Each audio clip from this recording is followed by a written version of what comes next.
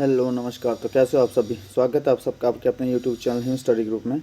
तो आज आपके लिए एक और मॉक टेस्ट हम जो लेके हाजिर है, जिसमें रहेगा आपका HPGK रहेगा और हिंदी ग्रामर रहेगा। तो ये आज मिक्स मॉक टेस्ट आपके लिए अपलोडेड हो रहा है। बाकी आपको पता है कि हर रोज़ वीडियो जो शाम को 7:30 बजे अपलोड होती है, तो अपने टाइम से वीडियो को वॉच आउट कर लेना। और आप हमारे टेलीग्राम चैनल से भी जुड़ सकते हैं, जिसका लिंक जो डिस्क्रिप्शन बॉक्स में दे रखा है। टेलीग्राम चैनल से जुड़ने का फ़ायदा ये होता है कि कभी कभार यूट्यूब पे नोटिफिकेशन नहीं आती, तो आप यूट्यूब से जो टेलीग्राम है वहाँ से जो चैनल को जो वीडियो को जो वो ईजिली देख सकते हैं। बाकी ये जितने भी मॉक टेस्ट हुए पहले इन सब की प्लेलिस्ट बना दी गई है, तो प्लेलिस्ट में जाकर आप सभी मॉक टेस्टों को जो है वो सीक्वेंस वाइज देख सकते हैं। ठीक है। बाकी जो आपके लिए मॉक टेस्ट है ये डेली कंटिन्यू अपलोड होते रहेंगे। बाकी जो भी कैंडिडेट अपना पटवारी के एग्ज़ाम की तैयारी कर रहा है या पुलिस के एग्ज़ाम की तैयारी कर रहा है, तो उन सब के लिए ये जो मॉक टेस्ट है ये मोस्ट इम्पोर्टेंट जो वो रहने वाले हैं। तो चलिए स्टार्ट करते हैं आज का फर्स्ट क्वेश्चन। तो फर्स्ट क्वेश्चन आपका कि बांदली वन्य जीव अभयारण्य किस जिले में स्थित है। तो ये कांगड़ा में है, शिमला में है, चंबा में है, मंडी में है। तो एक बांदली हो गया, ठीक है, एक शिकारी देवी हो गया, याद रख लेने अपने। बांदली हो गया, शिकारी देवी हो गया, और एक हो गया नरगू। इसको नरगू भी बोलते हैं और नारगू भी, कहीं कहीं पे नारगू लिखा होता है, कहीं पे नरगू। तो आप अपने हिसाब से ये देख लेना। ठीक है। बांदली हो गया, शिकारी देवी हो गया, नरगू हो गया।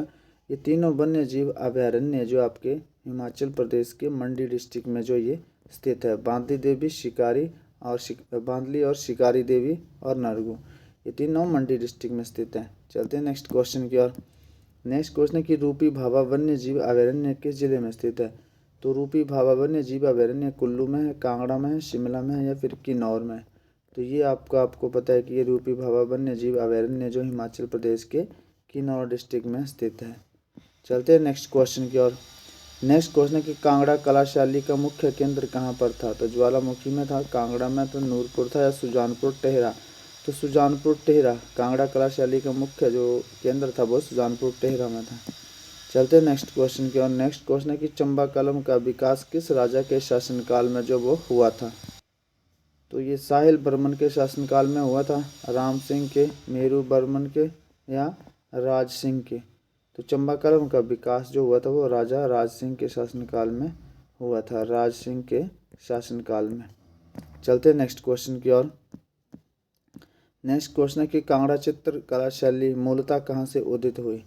तो ये बंसोली से हुई, सुजानपुर से हुई, नूरपुर से हुई या गुलेर रियासत से हुई। ठीक है।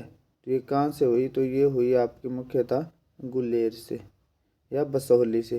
कहाँ से हुई आपके पास ऑप्शन है, इनमें से आप एक जो है वो टिक करेंगे कि कांगड़ा चित्रकला मुख्यतः ये कहाँ से जो वो उदित हुई है। तो कांगड़ा चित्रकला जो है मुख्यतः गुलेर से उदित हुई है। ठीक है, गुलेर से, गुलेर रियासत। चलते हैं नेक्स्ट क्वेश्चन की ओर। नेक्स्ट क्वेश्चन आपका कि निकोलस रोरिक महान चित्रकार किस देश से संबंधित है। तो रूस से, अमेरिका से, चीन से या फ्रांस से। तो ये संबंधित है रूस से। चलते हैं नेक्स्ट क्वेश्चन की ओर। नेक्स्ट क्वेश्चन है मंसूर किस काल का प्रसिद्ध चित्रकार था। तो मंसूर जो किस काल का प्रसिद्ध चित्रकार था, अकबर के काल का, जहांगीर के, महाराजा रणजीत सिंह के या संसार चंद के। तो ये जहांगीर के काल का जो प्रसिद्ध चित्रकार था। चलते हैं नेक्स्ट क्वेश्चन की ओर। नेक्स्ट क्वेश्चन आपका कि हिमाचल प्रदेश में कौन से जिले में रुमाल कला जो प्रसिद्ध है। तो ये कुल्लू में, चंबा में, हमीरपुर में या किन्नौर में। तो हिमाचल प्रदेश के जो चंबा में ये रुमाल कला जो वो ये प्रसिद्ध है। कुल्लू के लिए क्या, कुल्लू किसके लिए फेमस है। कुल्लू जो वो दशहरे के लिए फेमस है। ठीक है। और मंडी, मंडी आपका शिवरात्रि के लिए, मोस्ट इम्पोर्टेंट फैक्ट है ये। मंडी आपका शिवरात्रि के लिए फेमस है। कुल्लू आपका ये दशहरा इंटरनेशनल फेस्टिवल आपका ये, ठीक है, दशहरा। तो चलते हैं नेक्स्ट क्वेश्चन की ओर। नेक्स्ट क्वेश्चन है कि कुल्लू तो देश की कहानी के पुस्तक के लेखक कौन है। तो ये लालचंद प्रार्थी है, कुमार संभव है, JC फ्रेंच है, KL जोशी है। तो कुल्लू तो देश की कहानी के जो लेखक है आपके वो है लालचंद प्रार्थी, लालचंद प्रार्थी। ये कुल्लू तो देश की कहानी के लेखक है। चलते हैं नेक्स्ट क्वेश्चन की ओर। नेक्स्ट क्वेश्चन है आपका कि भीतरी हिमालय में किस प्रकार की मिट्टी जो वो पाई जाती है। तो काली मिट्टी, लाल मिट्टी, दानेदार मिट्टी, पथरीली एवं कीचड़ रूपी मिट्टी। तो ये पाई जाती है पथरीली एवं कीचड़ रूपी मिट्टी। नेक्स्ट क्वेश्चन है आपका मृगनयनी में कौन सा समास है। मृग नयनी में समास बताना। अब हिंदी का आपके पास क्वेश्चन है ये। तो मृग नयनी में आपने समास बताना है। अब तो मृग नयनी, मृग नयनी, तो मृग नयनी, मृग के समान नयन। नयन कैसे? मृग के समान, मृग के समान नयन। तो इसमें कौन सा समास हो जाएगा? तो मृग नयन कैसे, मतलब मृग नयनी, नयन कैसे? मृग के समान। तो यहाँ पे क्या विशेषता बताई गई है? तो जहाँ पर भी जो विशेषता बताई जाती है, पहले पद पूर्व पद में विशेषता बताई जाती है आपकी, तो वो जो पद हो जाता है आपका कर्मधारय समास हो जाता है। वो समास कौन सा होता है? कर्मधारय समास हो जाता है। अव्ययी भाव में क्या होता है? इसमें जो उपसर्ग लगे होते हैं, अव्ययी भाव समास में उपसर्ग होते हैं। कर्मधारय समास में विशेषता होगी पहले पद में, ठीक है, विशेषता होगी। तत्पुरुष समास में आपकी कारक विभक्तियां होंगी, और बहुवचन समास में कोई भी पद प्रधान नहीं होगा बल्कि किसी और की तरफ इशारा किया जाएगा। जैसे नीलकंठ, इस शब्द का अपना कोई अर्थ नहीं बल्कि पूरा का पूरा शब्द किसी और को बता रहा है, ठीक है। तो इसमें मृग नयनी में कौन सा समास है? मृग के समान नयन, ये आपका कर्मधारय समास हो जाएगा। और उपसर्ग कौन कौन से? जैसे ये उपसर्ग सारे इसमें जो लगे होते हैं आपके अव्ययी भाव समास में, आ, अनु, यथा, प्रति, निर और भर, ये सारे उपसर्ग लगे होंगे। चलते हैं नेक्स्ट क्वेश्चन की ओर। नेक्स्ट क्वेश्चन है देशभक्ति में कौन सा समास है? तो देशभक्ति, देशभक्ति शब्द विग्रह कर लेना सबसे पहले अपने। देश के लिए भक्ति, देशभक्ति, देश के लिए भी भक्ति। इसमें समास पूछा अव्ययी भाव समास, कर्मधारय समास, तत्पुरुष समास या बहुब्रीहि समास। तो आपको पता है के लिए क्या आ रहा है? कारक विभक्ति आ रही है। तो कौन सी कारक विभक्ति आ रही है आपकी? कर्ता ने कर्म को करण से संप्रदान को के लिए, ठीक है, अपादान से संबंध का की, ठीक है, के अधिकरण, अधिकरण विभक्ति में क्या आता है? में, पर, और संबोधन में हे राम, जैसे बोलते हम हे राम, हे प्रभु, तो वो संबोधन में तो हो गए कितने कारक? 8, 1 2 3 4 5 6 7 और 1 8, कौन सा? संबोधन। तो देश के लिए विभक्ति कौन सी कारक विभक्ति आ गई आपकी? संप्रदान वाली, देश को के लिए। तो इसमें जो अब जहाँ भी आपकी कारक विभक्तियाँ आ जाए, यहाँ से आपकी कारक विभक्तियाँ क्लियर हो जाती है। जहाँ भी आपकी कारक विभक्तियाँ आ जाए वो समास आपका तत्पुरुष समास जो वो ये हो जाता है। तो चलते हैं नेक्स्ट क्वेश्चन की ओर। तो अब आपके पास शब्द है संस्कार।